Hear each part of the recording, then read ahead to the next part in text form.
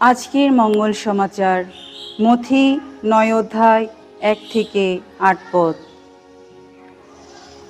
আরোগ্যদাতা ও ক্ষমতাদাতা যিশু।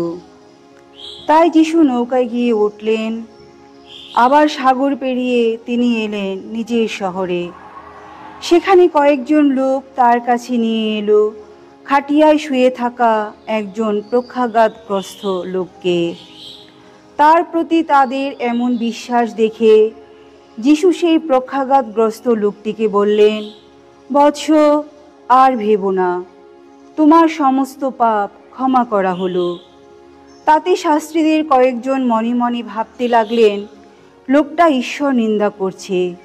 কিন্তু যিশু তাদের মনোভাব বুঝতে পেরে বললেন, আপনারা মনে মনে অমন মন্দ ভাবনা ভাবছেন কেন?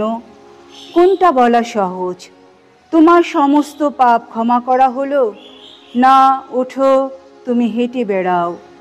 বেশ, পৃথিবীতে পাপ ক্ষমা করার অধিকার যে মানব পুত্রের আছে, আপনারা যাতে তা বুঝতে পারেন, তিনি তখন পক্ষাঘাতগ্রস্ত লোকটিকে বললেন, ওঠো, তোমার খাটিয়া তুলে নাও আর ঘরে যাও। সঙ্গে সঙ্গে সে উঠে দাঁড়ালো, তারপর বাড়ি ফিরে গেল। তাই দেখে লোকেরা কেমন যেন ভয় পেয়ে গেল এবং ঈশ্বর মানুষকে এমন অধিকার দিয়েছেন বলে তারা তার বন্দনা করতে লাগলো।